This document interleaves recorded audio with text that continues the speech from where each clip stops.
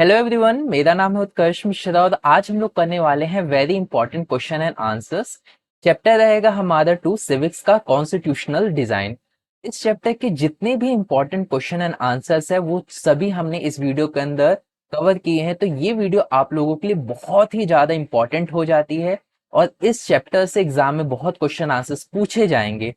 इस वजह से इस चैप्टर की प्रिपरेशन आप लोगों को और अच्छी करनी पड़ेगी। तो इस वीडियो के अंदर मैंने लॉन्ग हो या फिर शॉर्ट हो, चाहे वो 1 मार्क का हो या फिर 3 या 5 मार्क के जो क्वेश्चन एंड आंसर्स आते हैं, उन सभी क्वेश्चन एंड आंसर्स को मैंने डिस्कशन किया है। प्लस एक चीज आप लोगों के लिए और जरूरी है, वो है नोट्स। अगर आपको नोट्स चाहिए इस चैप्टर से या और भी किसी चैप्टर के नोट चाहिए आपको, चाहे वो जियोग्राफी हो, हिस्ट्री हो, किसी भी चैप्टर के, तो आप लोग मुझे क्या करिए, इंस्टाग्राम पे आप मेरे जाइए और वहां पे आप मुझे मैसेज करिए कि मुझे इस चैप्टर का नोट चाहिए और मैं वहां पे आपको लिंक प्रोवाइड कर दूंगा जिससे कि आप वो नोट्स डाउनलोड कर लेंगे या फिर मैं आपको डायरेक्ट पीडीएफ ही सेंड कर दूंगा। तो नोट्स के लिए आप लोगों को दिक्कत नहीं लेनी है, इंस्टाग्राम पे जाना है, जस्ट मुझे मैसेज करना है, मैं आपको नोट्स फ्री में प्रोवाइड कर दूंगा और ये नोट्स बहुत ही अच्छे रहेंगे। क्लियर? और भी इसमें क्वेश्चन आंसर्स रहेगा, चैप्टर की एक समरी रहेगी, बहुत तरीके की चीजों का नोट्स में समअप है, तो आप वहां से ले सकते हो। तो अब सीधा हम शुरुआत करते हैं अपने क्वेश्चन एंड आंसर की तरफ, जिसमें से हमारा सबसे पहला क्वेश्चन ये आता है, जो कि एक बहुत ही इंपॉर्टेंट क्वेश्चन भी बनता है कि name the autobiography of the Nelson Mandela. कि जो नेल्सन मंडेला की जो ऑटोबायोग्राफी थी उसका नाम क्या है? क्या उसका नाम ए है, बी है, सी वाला ऑप्शन है, डी वाला? मेन कैंप या माई लाइफ या journey to the centre of earth या फिर the long walk to freedom? तो इसका करेक्ट आंसर हमारा डी है, the long walk to freedom ही ऑटोबायोग्राफी है नेल्सन मंडेला की। तो इसे आप नोट डाउन कर लीजिए या फिर स्क्रीनशॉट भी ले सकते हो। अगला क्वेश्चन आता है, विच party fought the liberation movement in south Africa? कि साउथ अफ्रीका के अंदर जो आंदोलन चला आजादी को लेकर, वो कौन सी पॉलिटिकल पार्टी थी जिसने इस आंदोलन को चलाया? तो क्या वो लेबर पार्टी थी, बाथ पार्टी थी, या अफ्रीकन नेशनल कांग्रेस थी, या इंडियन नेशनल कांग्रेस थी? तो इसका करेक्ट आंसर हमारा सी है, अफ्रीकन नेशनल कांग्रेस ही वो पॉलिटिकल पार्टी थी जिसने साउथ अफ्रीका के अंदर लिबरेशन मूवमेंट को बहुत ही आगे बढ़ाया था। अगला क्वेश्चन आता है कि mention the name of the main leader of the South Africa who oppose apartheid. कि वो उस लीडर का नाम बताइए या फिर उस मेन लीडर का नाम बताइए साउथ अफ्रीका के अंदर जिन्होंने जो अपार्टेड जो सिस्टम था उसके खिलाफ आवाज उठाई थी, उसका विरोध किया था। तो इसका करेक्ट होगा हमारा आंसर बी, नेल्सन मंडेला। अब अपार्टेड में आप लोगों को बता दूं अगर कि क्या होता है, तो ये बेसिकली रंग भेद कहा जा सकता है, या कहते हैं इसे कि आपके रंग के हिसाब से आपके साथ भेदभाव करना, इसे अपार्टेड कहा जाता है। तो इसका विरोध किसने कहा किया था? नेल्सन मंडेला ने कहा था कि भाई इस तरीके से हमारे नस्ल के हिसाब से, हमारे रंग के हिसाब से भेदभाव करना बंद करो। अगला क्वेश्चन आता है कि in which magazine Mahatma Gandhi wrote his expectations from the constitution? कि वो कौन सी मैगजीन थी जिसमें महात्मा गांधी ने लिखे थे कि उनसे कॉन्स्टिट्यूशन के लिए उनकी क्या उम्मीदें हैं। कि जब देश का कॉन्स्टिट्यूशन बनाया जा रहा था तो हर एक नागरिक को उम्मीदें थी कि हमारे जो कॉन्स्टिट्यूशन बनेगा उसमें ये चीजें मेंशन रहेगी। वैसे एक आम नागरिक की तरह महात्मा गांधी की भी कुछ उम्मीदें थी और वो चाहते थे कि जो कॉन्स्टिट्यूशन बने उनमें कुछ इस तरीके की चीजें हो। तो क्वेश्चन ये उठ रहा है कि वो कौन सा मैगजीन था जिसमें उन्होंने ये सारी चीजें लिखी थी कि कॉन्स्टिट्यूशन के अंदर क्या चीजें होनी चाहिए। तो इसका करेक्ट आंसर होगा D, young Indian. Young India ही वो मैगजीन थी जिसके अंदर गांधी जी ने अपने एक्सपेक्टेशंस रखी थी कि कॉन्स्टिट्यूशन में ये चीजें होनी, अगर हो तो बहुत अच्छा रहेगा देश के लिए। क्लियर? अगला क्वेश्चन आता है कि ये जितने भी क्वेश्चंस हैं 1 मार्क, ये मोस्ट इंपॉर्टेंट क्वेश्चन आंसर है, तो इनको प्रिपेयर आपको करना ही करना है। आप दूसरे क्वेश्चन को भी प्रिपेयर करना है आपको, लेकिन इन क्वेश्चंस को करने के बाद वो क्वेश्चन एंड आंसर आप प्रिपेयर करना, क्योंकि ये most important question and answers है। इसमें से आने की पॉसिबिलिटी बहुत होती है, आते ही आते हैं, तो इसको प्रिपेयर जरूर करना। अगला क्वेश्चन आता है, who was the chairman of the drafting committee of the Indian constitution? कि हमारे इंडियन कॉन्स्टिट्यूशन के अंदर जो चेयरमैन थे ड्राफ्टिंग कमेटी के, वो कौन थे, उनका नाम क्या है? तो इसका करेक्ट आंसर क्या है? डॉक्टर बी आर अंबेडकर ही वो पर्सन थे जो हमारे ड्राफ्टिंग कमेटी के चेयरमैन थे। अगला क्वेश्चन आता है, who was the president of the constitution assembly of India? कि हमारे देश के अंदर कौन वो प्रेसिडेंट है जो कि कॉन्स्टिट्यूशनल असेंबली के मेंबर थे। तो इसका करेक्ट आंसर है डॉक्टर राजेंद्र प्रसाद ही वो प्रेसिडेंट थे कॉन्स्टिट्यूशनल असेंबली के अंदर। तो अब ये बात ध्यान में रखना है आप लोगों को कि अक्सर ड्राफ्टिंग कमेटी का पूछा जाता है और कॉन्स्टिट्यूशन असेंबली का पूछा जाता है, तो अक्सर बच्चे कंफ्यूज हो जाते हैं, वो उल्टा लिख देते हैं, बी आर अम्बेडकर नीचे लिख देंगे, डॉक्टर राजेंद्र प्रसाद ऊपर लिख देंगे, कंफ्यूज हो जाते हैं। तो ये चीज आपको अच्छे से ध्यान रखना है कि ड्राफ्टिंग कमेटी के जो मेंबर थे वो डॉक्टर बी आर अम्बेडकर थे। ये बात ध्यान में रखना है आपको, ठीक है। अगला क्वेश्चन आता है, when was the constitution of India adopted by the constitution assembly. कि अब ये जो दो क्वेश्चन है, ये वाला और ये जो अगला क्वेश्चन आएगा, इसमें भी बच्चे बहुत कंफ्यूज हो जाते हैं। तो इस पहले हम क्वेश्चन को समझते हैं, फिर हम समझते हैं कि इसको सोल्यूशन क्या है। So when was the constitution of India adopted by the constitution assembly, कि कब हमारा कॉन्स्टिट्यूशन जो था इंडिया का वो अडॉप्ट किया गया था कॉन्स्टिट्यूशन असेंबली के द्वारा। यानी कॉन्स्टिट्यूशन असेंबली ने कब हमारे इंडिया के कॉन्स्टिट्यूशन को अडॉप्ट किया, क्या किया, अडॉप्ट। तो आंसर इसका नवंबर 26 1949 ही वो डे था, वो तारीख थी, वो समय था जब हमारा इंडियन कॉन्स्टिट्यूशन को अडॉप्ट किया गया था। अब अगला क्वेश्चन आता है कि when did the Indian constitution of India came into effect, कि इफेक्ट में कब आया। तो इसका करेक्ट आंसर है जनवरी 26 1950। तो अक्सर बच्चे इसमें भी कंफ्यूज रहते हैं अडॉप्टेड और इफेक्ट में। इफेक्ट का आंसर अडॉप्ट में लिख देते हैं और अडॉप्ट का आंसर इफेक्ट में लिख देते हैं। इसका इसका अडॉप्ट और इफेक्ट में क्या फर्क होता है मैं समझाता हूं आपको। देखो क्या होता है, फॉर एग्जाम्पल आप शॉपिंग करने के लिए गए, ठीक है, एक फंक्शन है जो कि फंक्शन होने वाला है 6 तारीख को। अब फंक्शन क्योंकि 6 तारीख को होने वाला है तो आपने शॉपिंग कर लिया, 2 तारीख को आपने शॉपिंग कर ली कि आप ये ड्रेस पहनोगे। तो सेम इसी तरीके से कि 2 तारीख को आपने वो शॉपिंग कर लिया, तो ये हो गया हमारा अडॉप्ट, हमारा कॉन्स्टिट्यूशन जो 2 तारीख को बन के तैयार हो गया। यानी हमने उसे अगर कपड़े के हिसाब से देखे तो हमने उसे खरीद लिया। 6 तारीख ही वो डे था जब हमने उसे पहना, ये यानी 6 इफेक्ट में। तो 26 जनवरी 1950 ही वो दिन था जब हमने उसे इफेक्ट में लाया था। यानी 6 तारीख अगर हम कहें कि 6 तारीख ही वो दिन बना जिस दिन हमने उस कपड़े को पहना। सेम यहाँ पे भी है कि हमने 1949 नवंबर 26 को अडॉप्ट किया यानी खरीद लिया, और जब पहनने की बात आई, जब अप्लाई करने की बात आई, तो 26 जनवरी 1950 को हमारा तब से अप्लाई, हमारा इंडियन कॉन्स्टिट्यूशन में जो बनाए गए लॉ थे वो अप्लाई हुए, हमारे इंडियन कॉन्स्टिट्यूशन को हमने अडॉप्ट किया। तो उम्मीद करता हूँ वो अडॉप्ट और इफेक्ट का मतलब समझ में आ गया होगा। अगर मैं दोबारा से छोटा सा समझ दूं, अडॉप्ट का मतलब कि जब हमने अपनाया, इसे एक्सेप्ट कर लिया।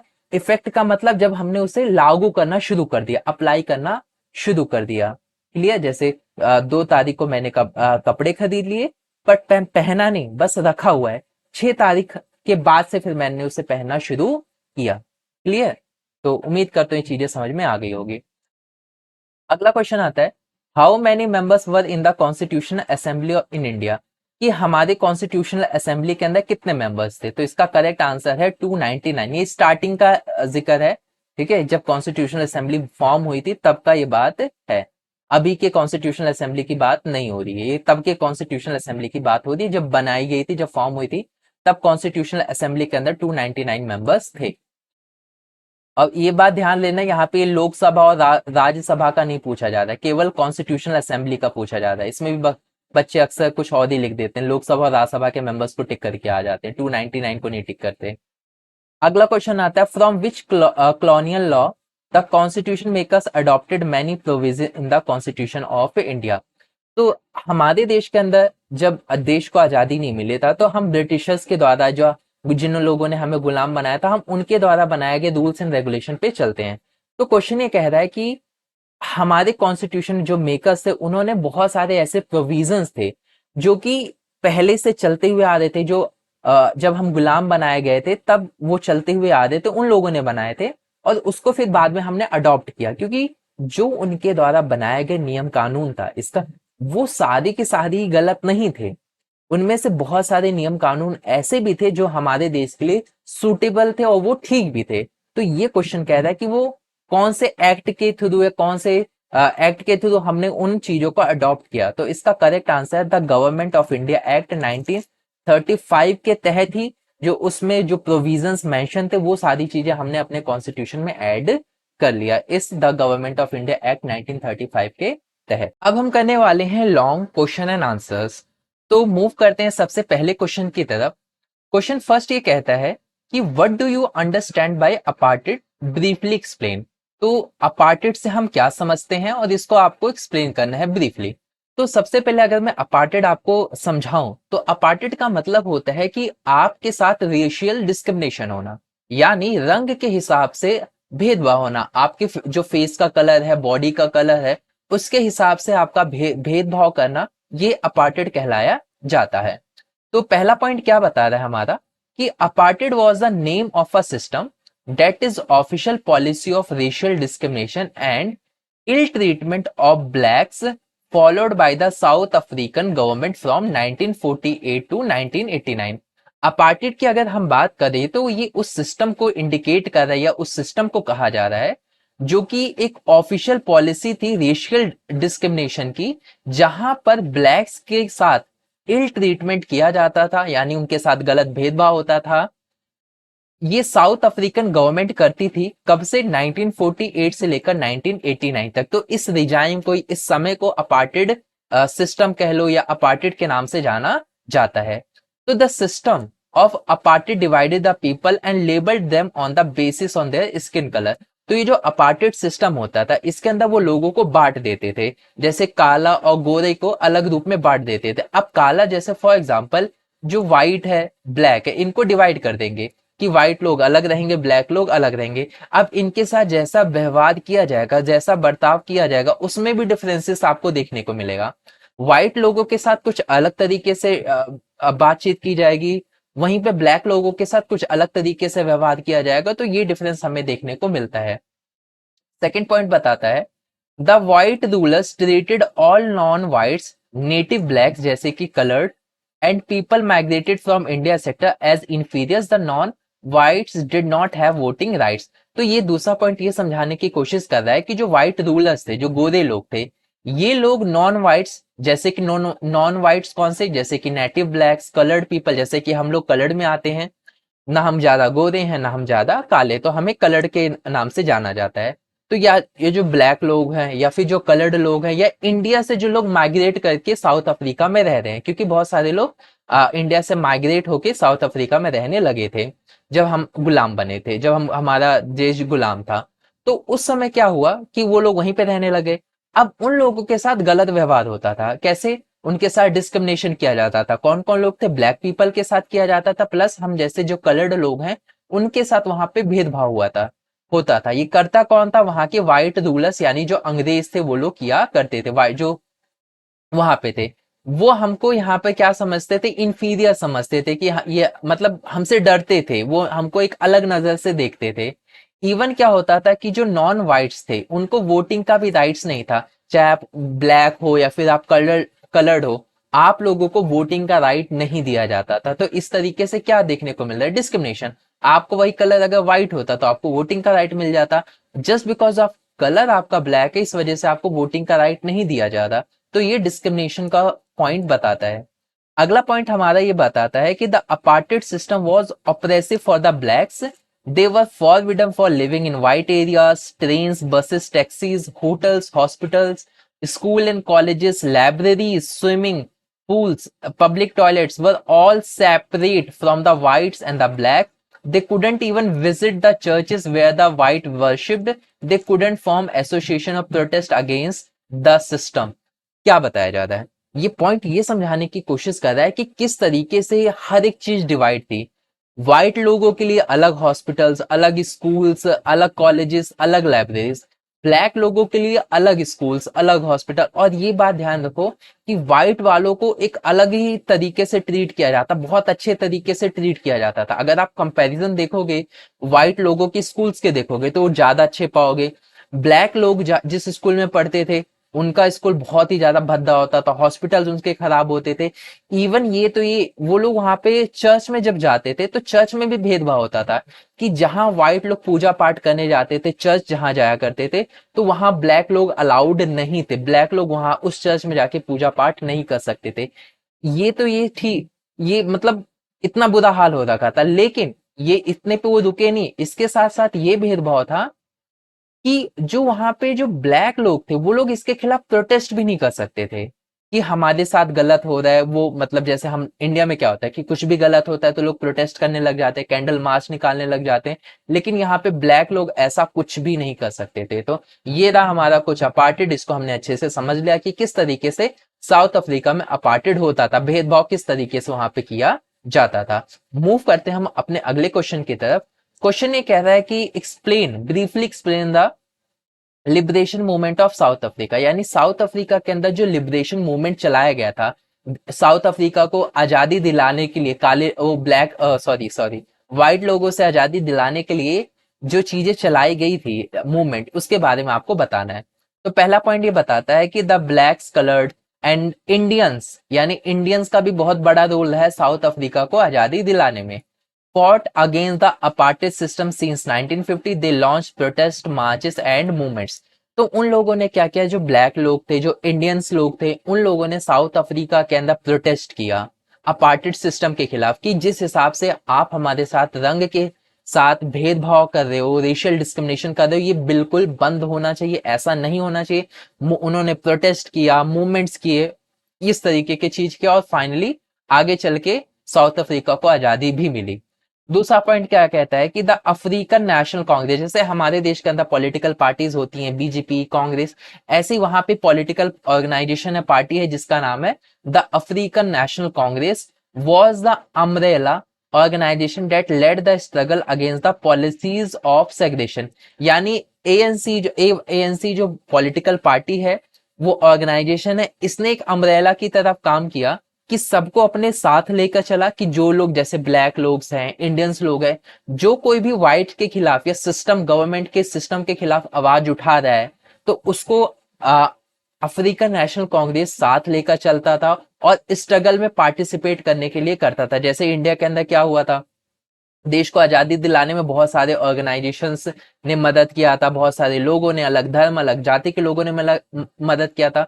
तो उस वक्त कांग्रेस थी, तो उस कांग्रेस ने सबको एक साथ जुट करने में, एक करने में मदद किया था। सेम उसी तरीके से यहाँ पर अफ्रीकन नेशनल कांग्रेस थी जो सबको एक साथ लेकर चल रही थी, जो भी पॉलिसी सेग्रेगेशन की चल रही थी। सेग्रेगेशन का मतलब डिवीजन का, कि ब्लैक लोग अलग, व्हाइट लोग अलग, इस तरीके से। थर्ड पॉइंट बताता है कि many sensitive whites also joined the ANC to protest against the apartheid system. अब ऐसी बात नहीं थी कि जो व्हाइट्स वहां पे थे वो सभी के सभी, जो सिस्टम चल रहा था, डिफरेंसेस का भेदभाव होता था, सब लोग सपोर्ट भी करते थे। कई सेंसिटिव व्हाइट से जो जिन लोगों को लगता है कि ये जो सिस्टम चल रहा है वो गलत है, इस तरीके का भेदभाव नहीं होना चाहिए, उन लोगों ने भी एएनसी के प्रोटेस्ट में सपोर्ट किया, यानी अपना उन्होंने रोल प्ले किया। अगला पॉइंट बताता है with increasing protest the white regime change it's policies, discriminatory laws were repealed, ban on political parties and restriction on media were lifted। जब जिस तरीके से जब इतना बड़ा आंदोलन चला अफ्रीका के अंदर, लोग प्रोटेस्ट करने लगे कि व्हाइट लोग जो भी हमारे साथ कर रहे हो गलत कर रहे हो और उनको ऐसा नहीं करना चाहिए, तब क्या हुआ, वहां की जो गवर्नमेंट थी उसको ये बात माननी पड़ी कि अब हम इनके ऊपर इस तरीके से भेदभाव नहीं कर सकते। वहां पे जो भी डिस्क्रिमिनेशन से डिस्क्रिमिनेटेड रिलेटेड लॉज बनाए गए थे, भेदभाव जिससे हो रहे थे, वो सभी चीजें खत्म की गई। पॉलिटिकल जो पार्टीज थी वहां पे जिन पे बैन लगाया गया था, उसकी रिस्ट्रिक्शन भी हटा दी। इवन वहां की मीडिया भी बहुत सप्रेस्ड थी। क्यों? क्योंकि वो कुछ भी छाप नहीं सकती थी, जैसे ब्लैक लोगों के हित के लिए, उनके फायदे के लिए न्यूज़पेपर में छाप नहीं सकती थी। मतलब वो ये नहीं कह सकती थी कि ब्लैक लोगों के साथ अत्याचार हो रहा है। अगर ऐसा होता था तो जर्नलिस्ट वगैरह को परेशान वगैरह खूब किया जाता था। अगला पॉइंट बताता है कि जो नेल्सन मंडेला थे was freed after 20 years of imprisonment. 28 साल तक उन्होंने अपने जेल में बिताए थे नेल्सन मंडेला ने। फाइनली उनको जाके आजादी मिली, और नेल्सन मंडेला के बारे में आप लोग जरूर पढ़िए कि कितने महान इंसान थे, और साउथ अफ्रीका के अंदर इन्होंने किस तरीके से अपना रोल प्ले, कितना इंपॉर्टेंट रोल प्ले हुआ साउथ अफ्रीका के अंदर इनका। अगला पॉइंट बताता है finally at the midnight of 26 April 1994 the new tradition national flag of the republic of South Africa was unfurled, making the newly born democracy in the world. तो 26 April 1994, ये south Africa के लिए एक बहुत ही important date है, जैसे हमारे लिए 15 अगस्त 1947 का दिन बहुत ही महत्वपूर्ण था, सेम उसी तरीके से इन लोगों के लिए 26 अप्रैल 1994 का डे बहुत ही ज्यादा इंपॉर्टेंट था। इस दिन इन लोगों ने अपने देश के जो डिस्क्रिमिनेशनरी लॉज चल रहे थे या जो भी इन लोगों को गुलाम बनाए थे, वो सब खत्म हो जाता है, फाइनली इनको फ्रीडम मिल जाती है। तो ये हुआ था।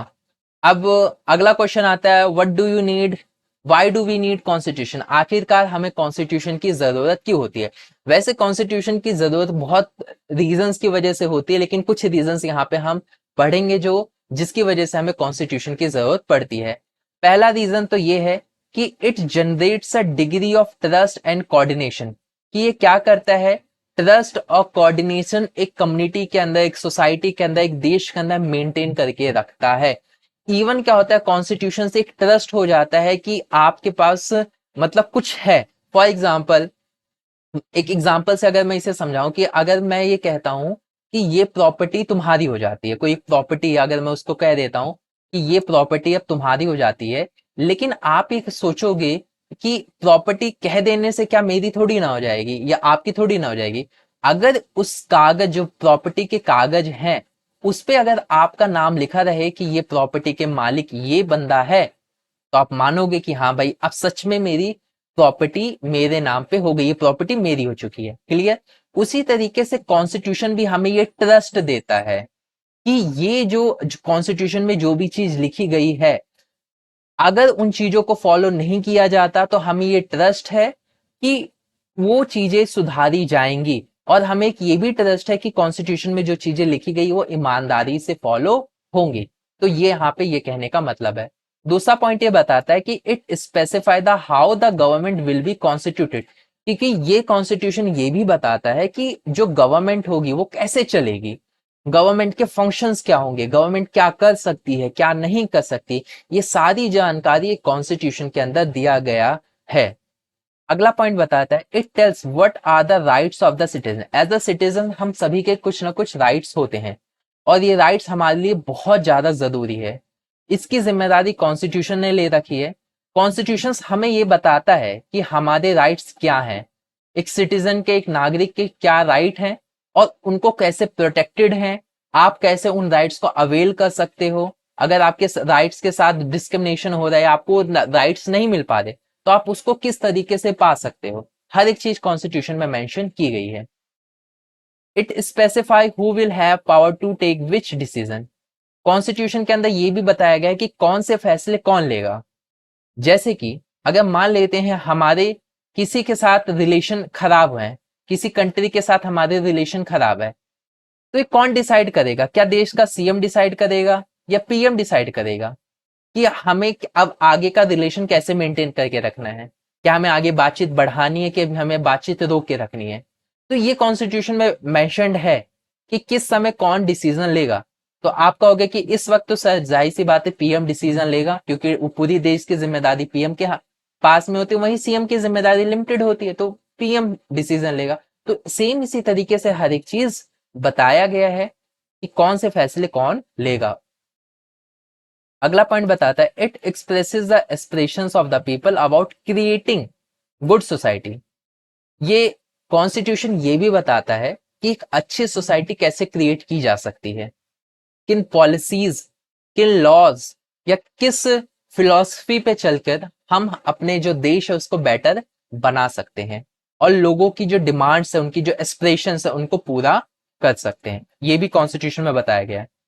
अगला पॉइंट बताता है, lays down the limits on the powers of the government, कि एक गवर्नमेंट है जो होती है ना, उसकी पावर्स को भी ये लिमिट करके रखता है। गवर्नमेंट, सरकार का मतलब ये नहीं होता कि जो मन में है वो कर ले।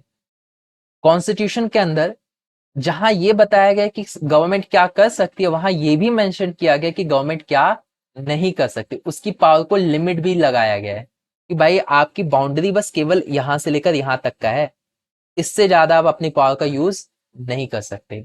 तो इन कारणों की वजह से हमें कॉन्स्टिट्यूशन की जरूरत होती है, और एक बहुत ही इंपॉर्टेंट क्वेश्चन बनता है, तो इसको बहुत अच्छे तरीके से याद कर लेना। अगला क्वेश्चन बनता है कि what are the important features of the constitution of India. कि भारत का जो कॉन्स्टिट्यूशन है उसके इंपॉर्टेंट फीचर्स बताओ। तो सबसे पहला फीचर तो यही है कि हमारा जो कॉन्स्टिट्यूशन है वो एक बहुत ही लंबा कॉन्स्टिट्यूशन है। तो पहला अच्छी चीज तो ये कि हमारे कॉन्स्टिट्यूशन एक बहुत लंबा चौड़ा कॉन्स्टिट्यूशन है। ये पहला पॉइंट हो गया।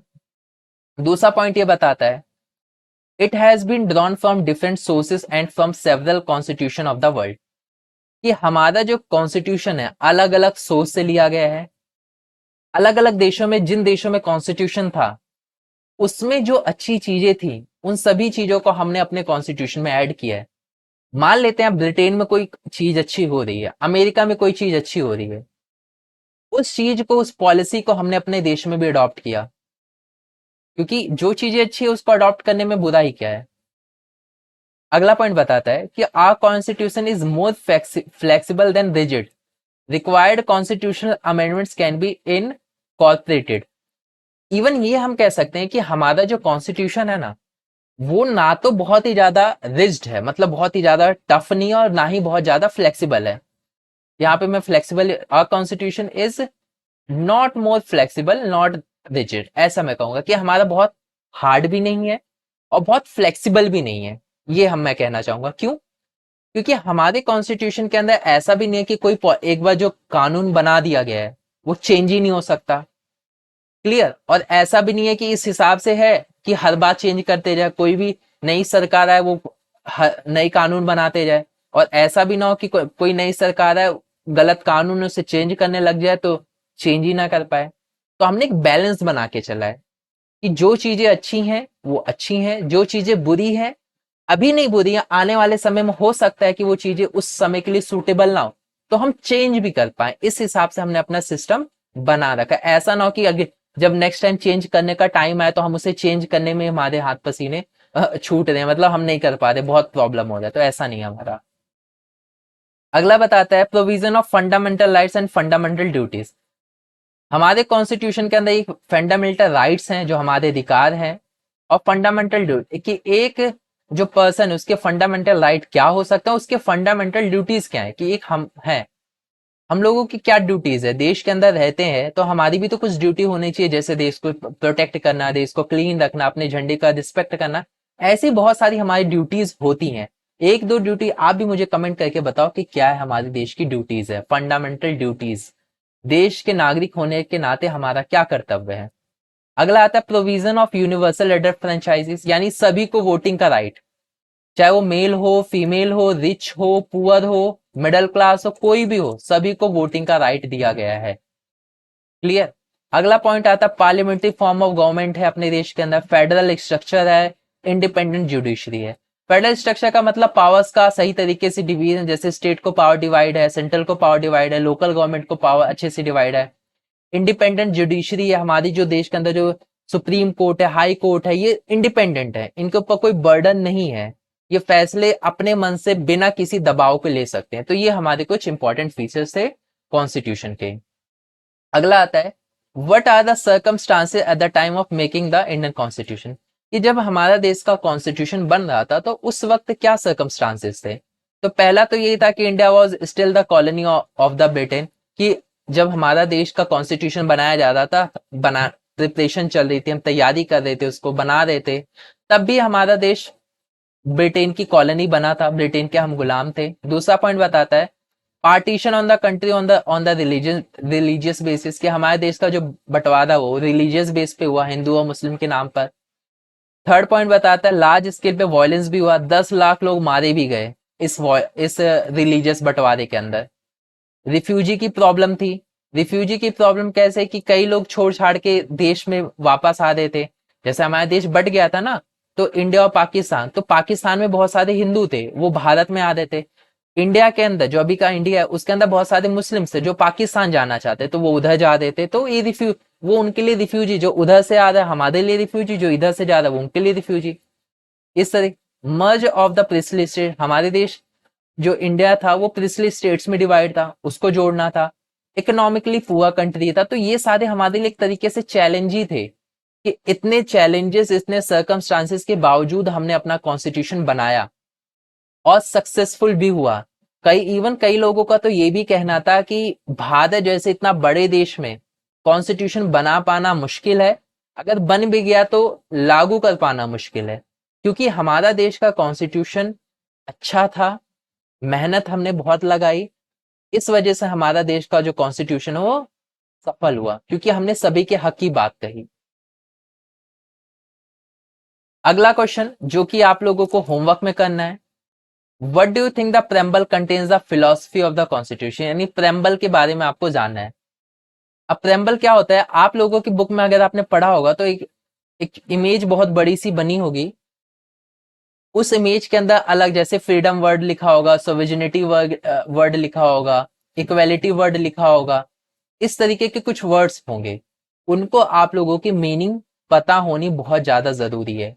एक मार्क में पूछ सकता है, वो बहुत आसान है, ज्यादा डिफिकल्ट नहीं है, इसी वजह से मैंने उस वीडियो को कवर नहीं किया है, लेकिन ये होमवर्क में मैं जरूर दे रहा हूं आप लोगों को कि आप लोग उसे कवर कर लो घर बैठ के, क्योंकि वो इजी है, ज्यादा उतना डिफिकल्ट नहीं है। उम्मीद करता हूँ वीडियो आप लोगों को अच्छी लगी होगी। नोट्स डाउनलोड करना मत भूलना, कैसे करना है मैंने आपको बता दिया है, इंस्टाग्राम पे जाना है, मैसेज करना है, आपको नोट्स मिल जाएंगे। मिलते हैं आप लोगों से नेक्स्ट वीडियो में, तब तक के लिए बेस्ट विशेस।